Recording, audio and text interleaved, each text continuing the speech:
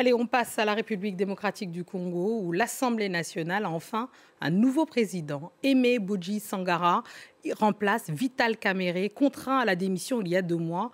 Bien introduit dans l'entourage du président Tshisekedi et élu au Nord Kivu, Aimé Boji devra néanmoins répondre à plusieurs défis politiques majeurs.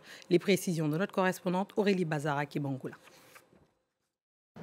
Le vote n'était qu'une formalité pour les députés de l'Assemblée nationale. Aimé Boji était le candidat unique de la majorité parlementaire. Il a donc été élu sans surprise par 413 députés sur les 423 votants.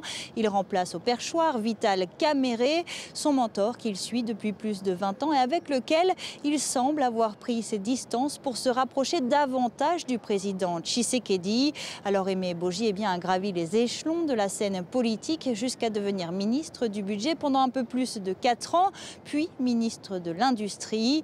À l'Assemblée nationale, plusieurs dossiers sensibles l'attendent. D'abord, l'examen de la loi des finances qui accuse déjà 2 semaines de retard.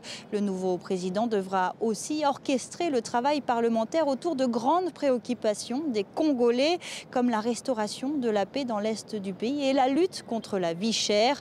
Autre dossier potentiellement explosif, le possible retour dans le débat public de la réforme de la Constitution. Lors de son discours de candidature, Aimé Boji a promis de faire de l'Assemblée nationale, je cite, un Parlement plus fort, plus crédible et plus proche du peuple.